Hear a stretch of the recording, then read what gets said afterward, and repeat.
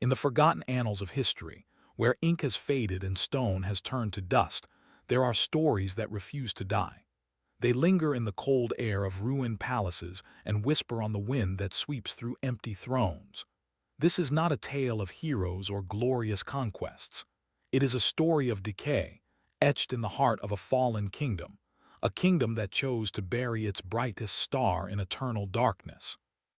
We journey back to the age of Eldoria, a realm gilded in gold but rotting from within, to uncover the horrifying truth of a princess whose only crime was her own existence. A princess who was condemned not to the gallows or the axe, but to the suffocating silence of the earth itself. This is the tragic history of the princess who was buried alive. Introduction: A kingdom built on a grave. Visuals. Slow-motion shots of a crown falling onto a stone floor, a single tear tracing a path down a marble statue of a woman, and a dark, overgrown forest. Before the silence, there was a symphony of power. Before the ruins, there stood a palace of glistening marble and obsidian towers that clawed at the sky. The kingdom of Eldoria was a testament to ambition, a jewel forged in the fires of conquest and polished with the veneer of nobility. But beneath the gilded floors and behind the lavish tapestries, a rot was taking hold. The very foundations of this great kingdom were not built on stone, but on secrets and sins, each one a crack in its magnificent facade. The songs sung by the bards spoke of glory, but the whispers in the servants' corridors told a different tale, a story of fear, of a throne that demanded blood, and of a crown that weighed heavier than any man could bear. It was a kingdom that shimmered like a mirage, beautiful from a distance, but deadly to those who drew too close. History remembers the name of its king, but it has tried to forget the price of his reign, a price paid by his queen and, most tragically, by the daughter who was meant to be its future. The rise of the king, forged in fire and blood. Visuals. Cinematic montage of battlefields, shadowy figures making deals, and a man being crowned, his face hard and determined. His name is King Thuron. King Thuron of Eldoria was not born to the throne, he seized it. He was a man carved from the unforgiving mountains of the north, with eyes like chips of ice and a will of unbending iron. His story was one of relentless ascent, a bloody climb over the bodies of rivals and the wreckage of lesser houses. He was a brilliant strategist and a merciless warrior who saw the world not as a home, but as a battlefield of shifting allegiances where only the most ruthless could survive. When he finally claimed the crown, it was not with the people's love but with their fear. He consolidated his power with an iron fist, purging the old nobility and installing men whose only loyalty was to his coin and his command. King Thuron believed that a legacy was not inherited but built, brick by bloody brick. He dreamed of a dynasty that would echo through the ages, a monument to his strength. But the paranoia that had fueled his rise did not subside once he was king. It festered, turning his palace into a gilded cage where he was both the master and the prisoner. The queen's arrival, a lily in a serpent's den. Visuals. A beautiful woman, Queen Seraphina, arrives in a royal carriage. The court watches her with a mix of awe and suspicion. She and the king share a formal, cold greeting. To legitimize his rule and forge a crucial alliance, King Thuron took a bride from the southern isles, Lady Seraphina, a woman whose beauty was said to rival the dawn. She was a political pawn, a treaty sealed in silk and pearls, with hair like spun moonlight and a gentle grace that seemed entirely out of place in Thuron's cold, calculating court. She was a lily planted in a serpent's den. The people were enchanted by her, and for a brief time her warmth seemed to thaw the icy heart of the kingdom. She brought with her art, music, and a compassion that Eldoria had long forgotten. But Queen Seraphina soon learned that her new home was a place of shadows. Her every move was watched, her every word scrutinized. The king treated her as another of his prized possessions, beautiful, valuable, but ultimately an object. Her wisdom was ignored, her kindness mistaken for weakness. She was the queen, yet she held no power. a silent, lonely figure drifting through the vast, echoing halls of a palace that was not a home, but a prison of exquisite cruelty. The birth of the princess, a fragile hope. Visuals. A baby Princess Lyra is presented to the court. The king looks on with pride, while the queen holds her with a sad, protective love. The kingdom celebrates. In the third year of their strained marriage, a flicker of genuine light pierced the gloom of the palace. Queen Seraphina gave birth to a daughter, Princess Lyra. She was a perfect, delicate child, with her mother's ethereal beauty and, it was said, her father's fiery spirit in her eyes. For the first time, King Thuron's cold exterior seemed to crack. In Lyra, he saw not just a child, but the future of his dynasty, the continuation of his name. The kingdom rejoiced, seeing the princess as a symbol of peace and prosperity, a promise of a gentler future. Lyra's laughter echoed in halls that had only known hushed whispers and stern commands. She was the jewel of Eldoria, a fragile bloom of innocence in a garden of thorns. The queen, for her part, clung to her daughter as her only source of true happiness. She shielded the princess from the court's venom and the king's darkening moods, pouring all her love and hope into this one small, perfect being. But hope in a place like Eldoria was a dangerous thing. It was a candle flame in a hurricane, destined to be extinguished. Shadows in the palace, the poison of whispers. Visuals. Quick cuts of courtiers whispering behind their hands, a shadowy figure slipping a note under a door, and the king looking suspicious and paranoid. The joy surrounding Princess Lyra's birth was short-lived.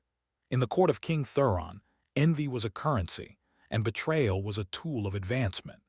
Ambitious lords and spurned ladies, who saw the queen as a foreign obstacle and the princess as a shift in power, began to sow seeds of discord. Whispers started in the deepest, darkest corners of the palace, poisonous little words that slithered through the corridors and into the ears of the king.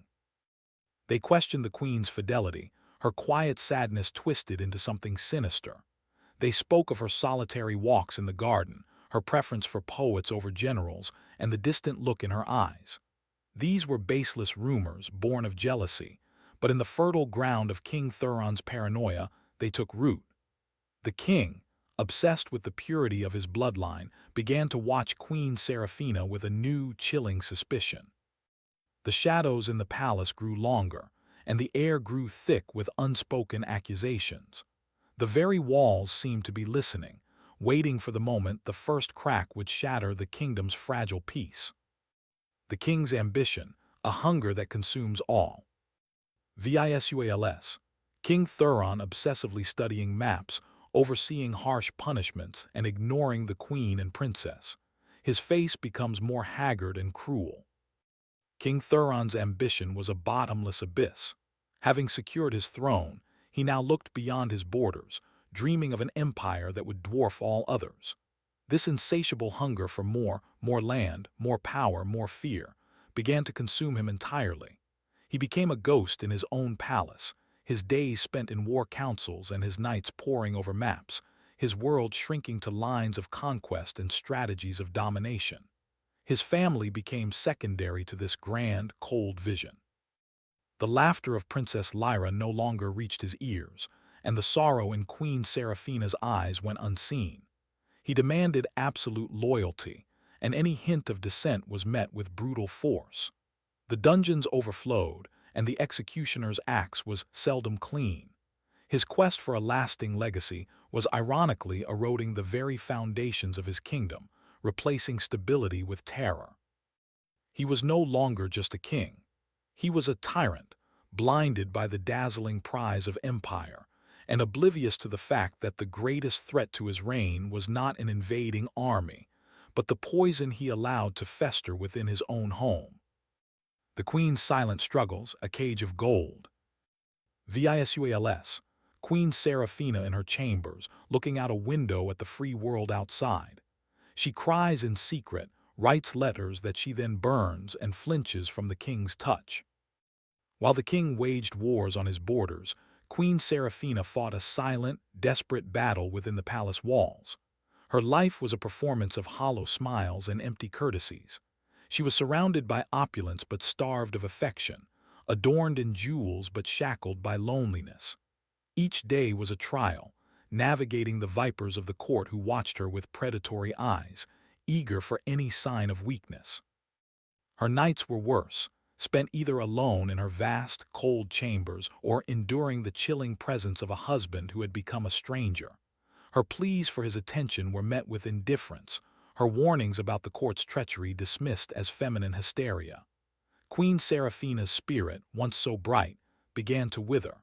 She confided her despair only to the moon, her tears watering the desolate garden of her heart. She lived in constant fear, not for herself, but for her daughter Lyra, an innocent soul being raised in a house built on fear and suspicion. The queen was breaking, piece by piece, in the suffocating silence of her gilded cage. The princess's fragile destiny, a pawn in a deadly game. Visuals.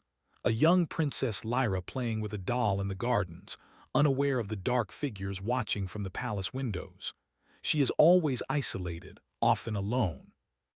Princess Lyra grew up in a world of beautiful contradictions.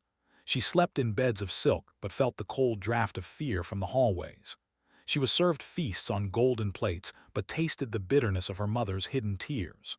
To the world, she was the kingdom's treasure, but within the palace, she was becoming a focal point of a dangerous political game she could not comprehend.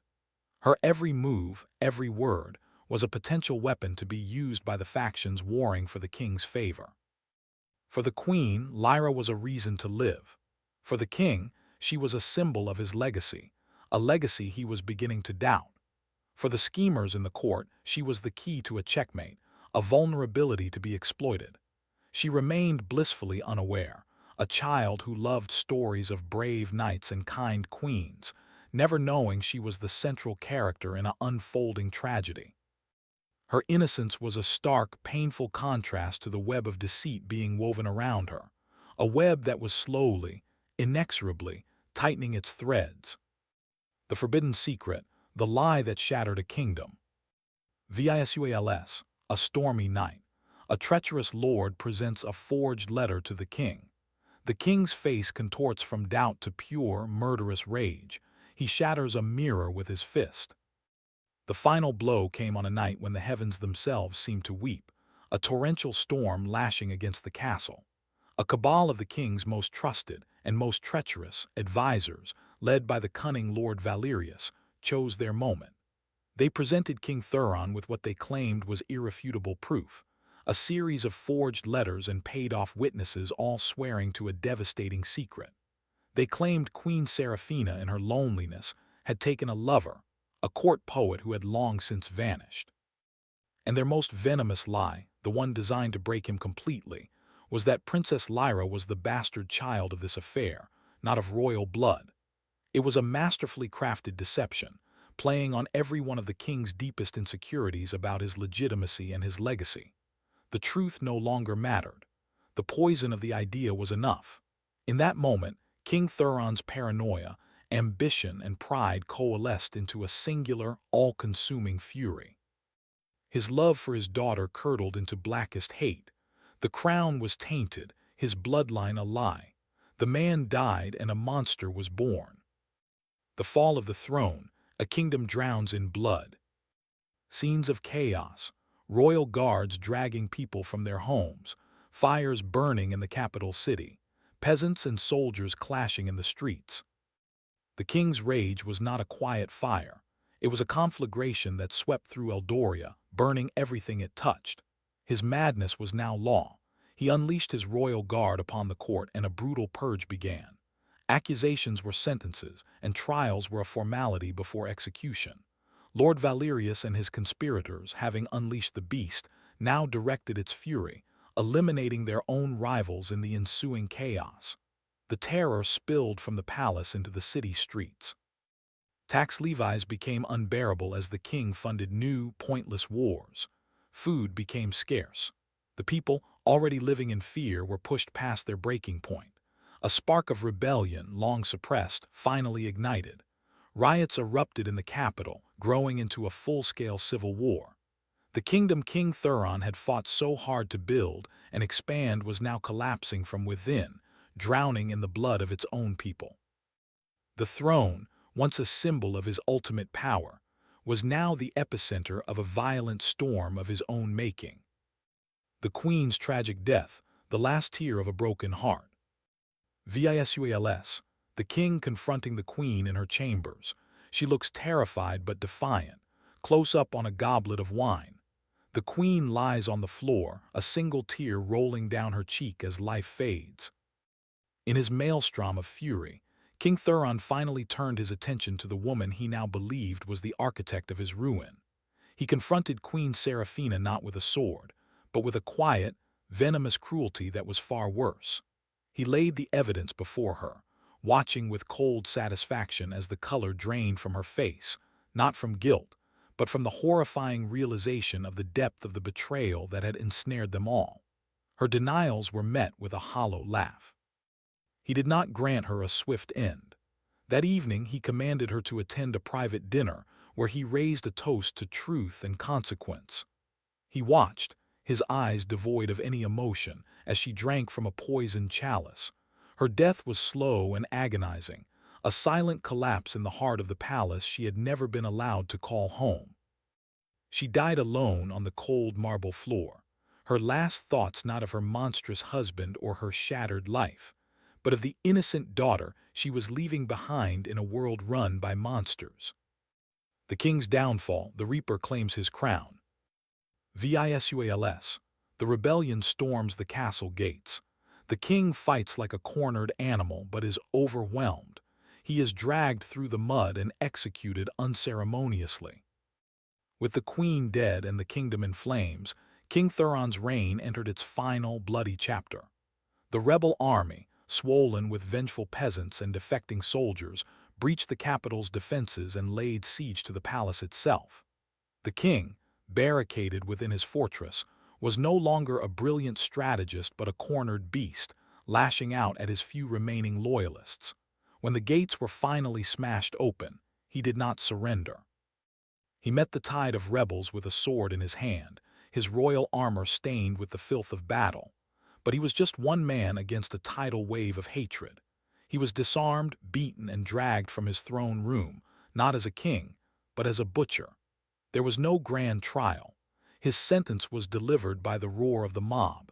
They executed him in the castle courtyard, in the same mud and rain where he had once celebrated his victories. King Thuron, the man who craved an immortal legacy, died a forgotten death, his name cursed by the very people he had sworn to rule. The princess's fate, a scream swallowed by earth. Visuals, a terrified Princess Lyra being dragged from her room. A small, dark box is being prepared. The final shot is of dirt being shoveled onto the lid of the box as the screen fades to black. In the violent power vacuum left by the king's death, the fate of the 7-year-old Princess Lyra was debated. To some, she was an innocent, but to the hardened new leaders of the rebellion, she was a symbol. She was the bastard seed of the old regime, the living embodiment of the corruption and lies they had fought to destroy. Her continued existence was a threat, a potential rallying point for royalist sympathizers. They could not grant her a public execution. The people might see it as the murder of a child. So they devised a fate far more horrific, a final, silent act of erasure. They told her they were playing a game of hide-and-seek. They led the small, trusting princess to a clearing in the royal woods and placed her inside a small wooden chest, promising to find her soon. Princess Lyra's final moments were of confusion turning to terror, of a sudden darkness, the sound of locks clicking shut, and the hollow thud of earth and stone being piled on top of her small prison. Her screams were swallowed by the dirt, her life extinguished in suffocating, absolute blackness, buried alive to ensure a cursed dynasty would never rise again. Eldoria did not rise from the ashes. The rebellion that had united against a tyrant splintered into warring factions, each hungry for the scraps of a broken kingdom. The land bled for another generation, consumed by petty wars and famine. The magnificent palace of King Thuron was looted and left to crumble, its halls now home only to ghosts and bitter winds. The story of the royal family became a grim folktale, a cautionary story whispered by grandparents to frighten children into obedience.